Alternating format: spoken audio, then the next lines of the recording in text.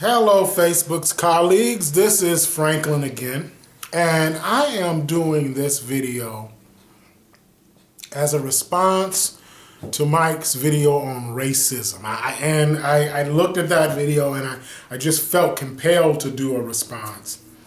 The first thing I want to say is I want to applaud Mike for having the courage to do such a video and to do it with such honesty. And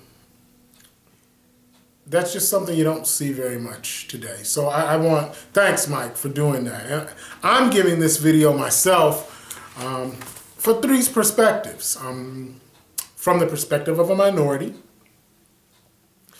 from a faith-based perspective, I'm a pastor, and from the perspective of an ISTJ. So, to get started, let me just give you a little bit of my background. I was raised in Detroit, Michigan. And so for the majority of my childhood, I did not experience personally overt racism. We're talking about a city that was, at the time, about, I think, 88% African American. So for the majority of my childhood and even into my teen years, although I heard that term minority, it didn't really mean a lot to me because I was always in the majority. Everybody looked like me. The people in city government looked like me. The people on the police force looked like me. So I was in the majority. Now, did I hear about racism? Well, I had grandparents, both of whom were from the South. And so I got the stories. I heard about my grandfather being called a boy by someone who was a teenager and he was a grown man. I heard the stories about having to look down and step to the side when white people were approaching on the sidewalks, and the stories of not being able to eat in the restaurants and not being able to buy clothes off the rack and try them on. You just had to buy them and you didn't have the ability to return them. So I heard all of those stories, but I never experienced any of that because I was born in 1973 and all of my memories of the people around me in the city of Detroit were of people who looked like me. Now, Detroit is was an interesting area, and to this day still is in terms of racial makeup, because it is one of, in my opinion, having lived in other places, it is one of the most segregated cities in the country. And the reason I say that is because you still have that large African American population within the city, and then the large Caucasian population which live on the outskirts in the suburbs, with the exception of a few suburbs that have started to grow in the black population, because everybody wants to live in comfort and safety. And let's just face it, I'm saying this as someone who grew up in Detroit and who has been back occasionally. It's some of those neighborhoods that used to be really good neighborhoods, some of which I grew up in, are not the safest places in the world anymore. So I grew up in a majority, so I didn't have a lot of experiences receiving racism. However, what I did learn over time, and this is a lesson that just needs to be understood, whatever racial group is in the majority, they will have a tendency to oppress the minority. And so, like Mike was talking about hearing the word nigger all the time, I heard all sorts of racial slurs about the different ethnic groups around us. We had whites, we had Arabs and Chaldeans, and we had a pretty nice-sized Asian population, nice-sized Jewish population, and I heard the racial slurs about all of those groups when I was growing up. I will admit that my grandparents were pretty good. They didn't use those. My parents, my aunt, and they did. and did not have a problem with using them, and felt justified in being able to do so. And one of the first memories that I have of racism was in high school. And what it involved is a election for a office within the school, president of one of the student organizations. And a young Laotian boy, a boy from Laos, was clearly the best candidate for the position. And I can remember a lot of the teachers taking exception to that because they felt that because the school was majority black, that a black student should be in that position. And they fought against this Laotian boy being able to hold that position. He eventually did. But again, that was one of the first instances of racism that I can remember. Now, some other personal experiences, again, just living as an African American in certain instances, certain things happen. I told you that the city itself was majority black and the suburbs were white. I can remember there's a suburb of Detroit called Orchard Lake, and it is a predominantly, actually I think it's an all-white community. And I remember where some of my friends, we were in our late teens, maybe 16, 17, 18, somewhere in there.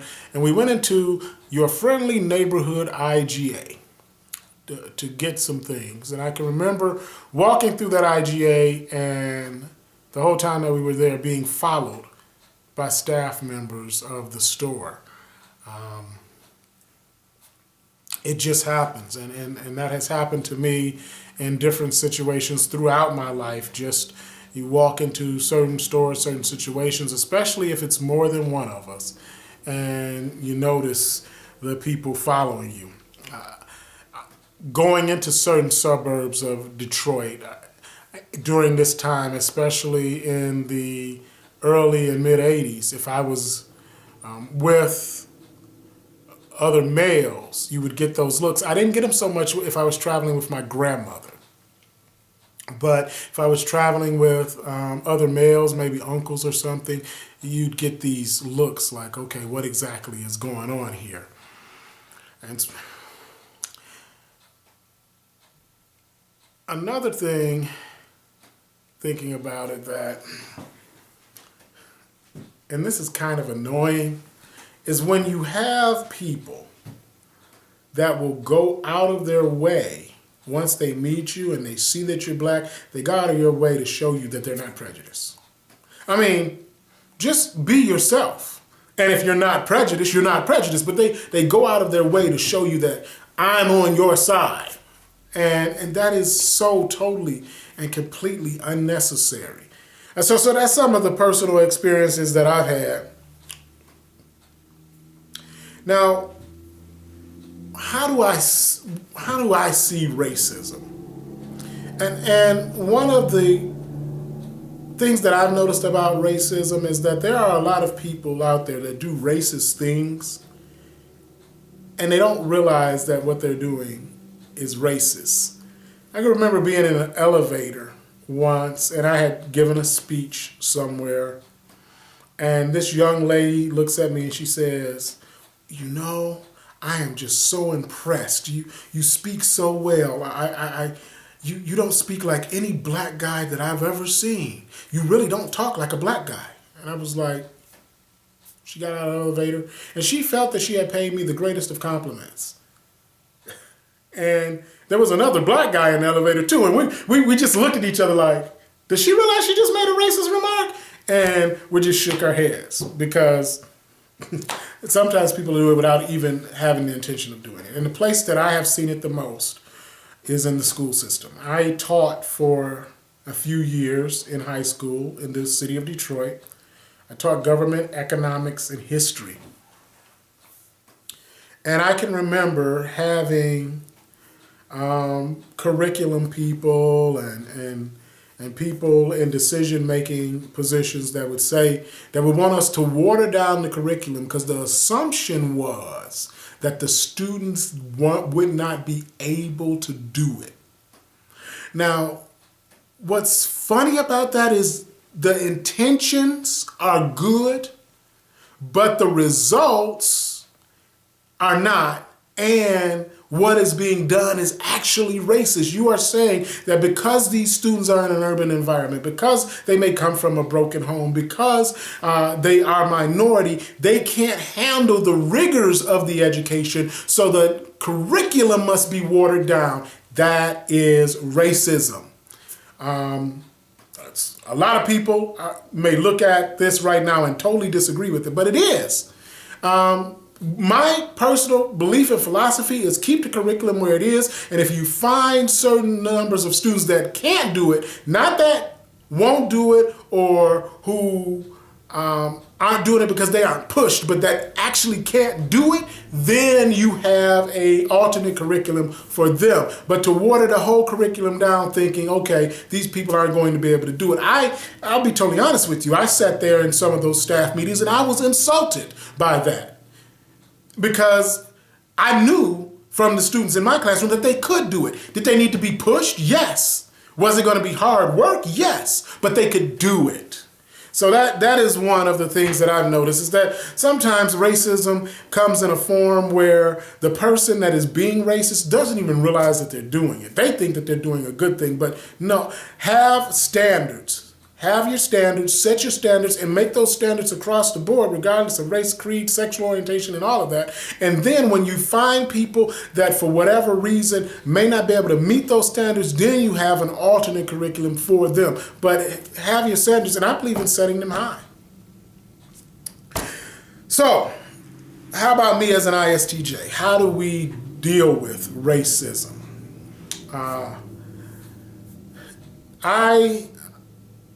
I'm a firm believer in working inside the system. I don't do marches. I don't do protests. I don't do any of that. And understand that I'm not saying that that is without merit. It's just not how I choose to deal with it. I believe in working within the system and from within the system attempting to change the system. Now, people say that that's not possible, but it is. If you look at the civil rights movement, there were the protests and there were the marches and the sit-ins, and all of those were effective. But it was also effective working within the system, within the legal system, within the judicial system, within the system of politics, that things were achieved as well. So both work. I will say this, though. Mike brought up how when a person feels that the system that they are within don't work, they go outside of the system. Here's my thought on that. If that is the choice that you make, so be it, but understand the consequences of going outside of the system and getting caught. So you decide to engage in illegal activity and you get caught. Well, just understand that there are consequences, and be prepared to pay those consequences when you do get caught because you decided to work outside of the system.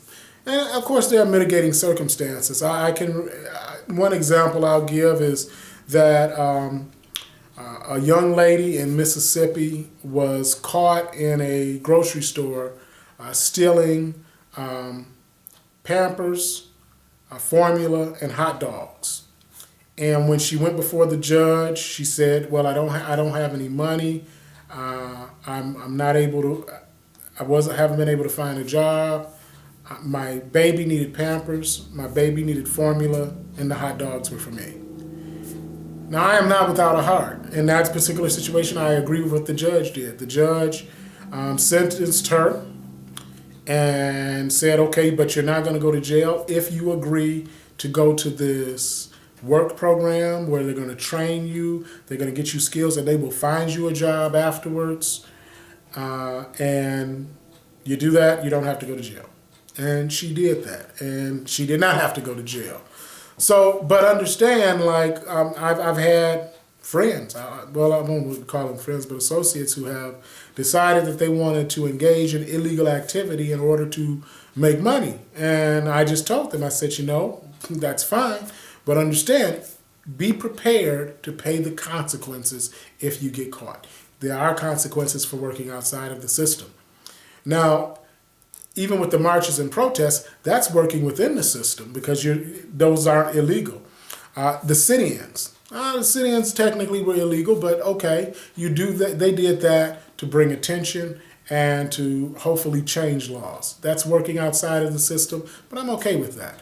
But I also believe that you need your people inside of the system to try and change it from the inside. Is it easy? No. Is it possible? By all means. And history has shown us that it's possible to change things from within the system.